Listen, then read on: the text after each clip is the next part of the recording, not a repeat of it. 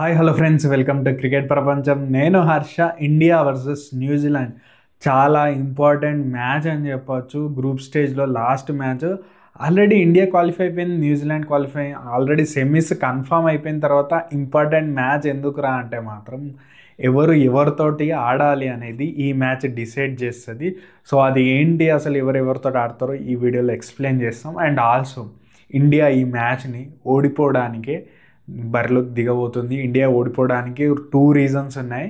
ఆ 2 రీజన్స్ ఏంటి, and also playing 11 ఏ విధంగా ఉంటుంది, పిచ్ రిపోర్ట్ ఏంటిది, బ్యాటింగ్ అనుకూలిస్తుందా, బౌలింగ్ అనుకూలిస్తుందా, ఆర్ ఇంకా చూసుకుంటే కనుక విన్ ప్రిడిక్షన్కి వచ్చేసరికి మన ఛానల్ తరపున ఒక విన్ ప్రిడిక్షన్ అయితే ఇవ్వడం జరుగుతుంది. ఇప్పటికి జరిగిన మ్యాచెస్లో అయితే విన్ ప్రిడిక్షన్ చూస్తే కనుక 8 మ్యాచెస్ గాను 5 విన్ ప్రిడిక్షన్స్ అయితే కరెక్ట్ అయ్యాయి. ప్రతి వీడియోలో మన ఛానల్లో పర్టికులర్ టీం గెలుస్తుందని నేమ్స్ అయితే ఇవ్వడం జరుగుతుంది. ఇప్పటికి చూస్తే కనుక మన స్ట్రైక్ రేట్ చాలా బాగుందని చెప్పుకోవచ్చు. సో లేట్ చేయకుండా అయితే వీడియోలకి వెళ్ళిపోదాం. ఫస్ట్ ఆఫ్ ఆల్ చూస్తే కనుక ఇండియా ఈ మ్యాచ్ని ఓడిపోవడానికి 2 రీజన్స్ ఉంటాయి. అది ఏంటంటే ప్లేయింగ్ 11 విషయంలో ఇండియా అయితే చాలా మిస్టేక్ చేస్తుందని చెప్పొచ్చు. కుల్దీప్ ప్లేస్లో ఖచ్చితంగా వరుణ్ చక్రవర్తిని ఆడించాల్సిన మ్యాచ్ అని చెప్పొచ్చు. దానికి 2 రీజన్స్ ఉన్నాయి, చెప్తాను చూడండి. కుల్దీప్ చూస్తే కనుక రీసెంట్ ఫామ్ అంత బాగాలేదు. ఇంగ్లాండ్ సిరీస్లో అంత ఎఫెక్టివ్ అనిపించలేదు. అండ్ ఫస్ట్ మ్యాచ్లో బంగ్లాదేశ్ మీద కూడా అసలు వికెట్లే తీయలేదు. సెకండ్ మ్యాచ్లో కూడా హయ్యెస్ట్ వికెట్ టేకర్ 3 వికెట్స్ అని మీరు చెప్పొచ్చు. బట్ మ్యాచ్ నేను ఎవ్రీ బాల్ చూస్తాను కాబట్టి చూస్తే కనుక first 5 overs 0 wickets. Kuldeep Yadav అక్కడ ఎఫెక్టివ్ అనిపించలేదు పాకిస్తాన్ మీద. అండ్ వికెట్లు కూడా చూస్తే కనుక 30 ఓవర్స్ తర్వాతనే, అది కూడా మనం చూస్తే కనుక బౌలర్ని షైన్ షాని అట్లాంటి లోయర్ మిడిల్ ఆర్డర్ బ్యాటర్లని అవుట్ చేసినాడు. ఎవరు చూస్తే కనుక కుల్దీప్ యాదవ్. సో లాస్ట్ మ్యాచ్లో చూస్తే మీరు బంగ్లాదేశ్ మ్యాచ్లో చూస్తే కనుక మిడిల్ ఆర్డర్ వాళ్ళు చాలా, అంటే పవర్ ప్లేలో 10 ఓవర్స్లో మంచి వికెట్స్ పడ్డాయి ఇండియా, దాన్ని క్యాపిటలైజ్ చేసుకోలేదు. హృదయ్ సెంచరీ చేశాడు అక్కడ. కుల్దీప్ యాదవ్ ఎఫెక్టివే లేడు, 0 వికెట్స్. నెక్స్ట్ మ్యాచ్లో మీరు చూసుకున్నా కూడా ఫస్ట్ పవర్ ప్లేలో 2 వికెట్స్ పడ్డాయి. దాని తర్వాత అసలు వికెట్లే పడలేదు 10 to 15 ఓవర్స్ వరకు. తర్వాత వికెట్లు తీసింది ఎవరో అక్షర్ పటేల్. అండ్ చూసే కనుక హార్దిక్ పాండ్యా, తర్వాత కుల్దీప్ తీసింది. సో కుల్దీప్ ఆడించాల్సిన అవసరం ఏమున్నది? బట్ కుల్దీప్ మెయిన్ దానికి ఆయనకి ఇచ్చిన వర్క్ ఏంటిదంటే మిడిల్ ఓవర్స్లో వికెట్లు తీయాలని. అది తను జాబ్ అనేది తను చేయడం లేదు. సో మీలో కొందరు అనొచ్చు అక్షర్ పటేల్ హార్దిక్ పాండ్యా ఉన్నారు కదా అని. బట్ చూస్తే కనుక న్యూజిలాండ్లో ఎక్కువ లెఫ్ట్ హ్యాండర్స్ ఉన్నారు. సో అక్షర్ పటేల్కి, జడేజాకి వికెట్లే పడే అవకాశాలు అస్సలు లేవు. ఎందుకంటే వాళ్ళు చూస్తే కనుక చాలా లెఫ్ట్ హ్యాండర్స్ ఉన్నారు. రవీంద్ర ఉన్నాడు, మనకు చూస్తే టాప్ ఆర్డర్ చూసుకున్న, లాథమ్ చూసుకున్న, అందరూ మనకి స్నాగ్నర్ వరకు కూడా చాలా లెఫ్ట్ హ్యాండర్స్ ఉన్నారు. సో వాళ్ళ వికెట్స్ తీయలేరు లెఫ్ట్ హ్యాండ్ మనం చూస్తే ఇంకా స్పిన్నర్లు. సో ఖచ్చితంగా వరుణ్ చక్రవర్తిని ఆడించాలి, ఎందుకంటే కుల్దీప్ ఎఫెక్టివ్ లేడు ఎట్లాగో. సో ఇటు లెఫ్ట్ హ్యాండర్లో బౌలింగ్ కూడా ఇక్కడ వికెట్లు తీయకపోతే మిడిల్ ఓవర్స్లో ఎవరు వికెట్స్ ఇస్తారు?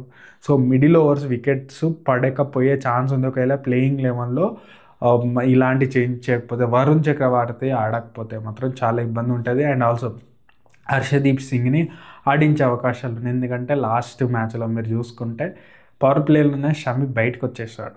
అంటే 2-3 ఓవర్స్ ఫస్ట్ ఓవర్ నుంచే కూడా అంత ఎఫెక్టివ్ అనిపించలేదు. ఫిట్నెస్ లేనప్పుడు ఎందుకు అంత ఫోర్స్ఫుల్గా ఎందుకు ఆడించాలి? ఇంజురీ నుంచి వస్తున్నాడు. ఆల్రెడీ బుమ్రా ఒకసారి ఇంజురీ వెళ్ళిపోయినాడు, ఇప్పటివరకు పత్తలేదు. ఇప్పుడు చూసుకుంటే కనుక మళ్ళీ మీరు షమీని కనుక, ఇంపార్టెంట్ మ్యాచ్ కాదు. సో ఎలాగో సెమీస్కి వచ్చేసినాం. హర్షదీప్ అయినా సో ఎఫెక్టివ్గా ఉంటాడు.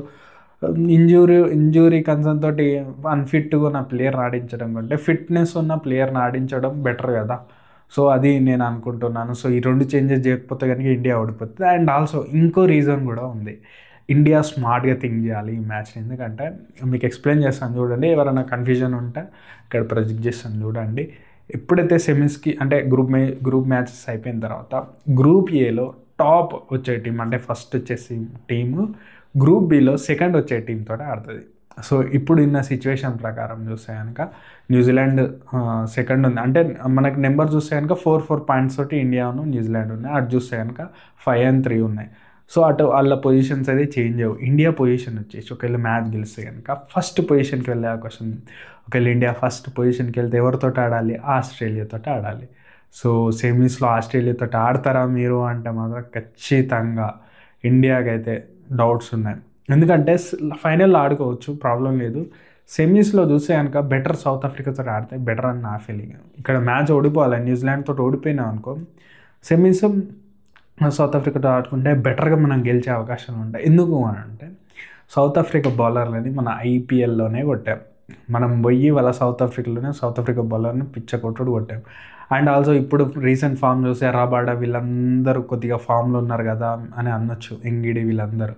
బట్ ఇక్కడ చూస్తే కానీ కట్ చేస్తే ఇక్కడ వచ్చి దుబాయ్లో ఆడాలి. దుబాయ్ పిచ్చులు బౌన్స్ అంత ఉండవు. మీరు పాకిస్తాన్లో కూడా కొద్దిగా ఆస్ట్రేలియా సాయిల్ కలిపినారు వాళ్ళు ఆడిన మ్యాచెస్లో కరాచీలో, కాబట్టి ఆ పిచ్లు కొద్దిగా ఫాస్ట్ బౌలింగ్ అనుకూలించే పిచ్లు. కానీ దుబాయ్కి వచ్చేసరికి అట్లా ఉండదు. ఇండియా పేస్కి ఎంత కావాలో కొద్దిగా పేస్ తగ్గుతుంది. అంటే చూస్తే కనుక హైట్ కూడా ఇండియాకి ఎంత కంఫర్టబుల్ హైట్ అంత వస్తుంది. కుమ్మి పడేస్తారు ఇండియన్ బ్యాటర్స్, దాంట్లో మీరు డౌట్ అయి పెట్టుకోవాలి అవసరం లేదు. సో వాళ్ళ 3 బౌలర్స్ని కొట్టేస్తారు ఇండియాస్. అండ్ వాళ్ళకున్న మిగతా బౌలర్ ఎవరో ఒక్కరు చూస్తే కనుక కేశవ్ మహారాజ్ని కొద్దిగా డీసెంట్గా ఆడుకోవాల్సిన అవసరం ఉంటుంది. కాబట్టి ఆ మార్పు అయితే చేసుకోవాల్సి ఉంటుంది. ఒక లెఫ్ట్ హ్యాండర్ని కొద్దిగా అప్ ది ఆర్డర్ అక్షర్ పటేల్ని పంపించే అవకాశం ఉంది. రిషబ్ పంత్కి ఛాన్స్ అయితే లేదని చెప్పుకోవచ్చు.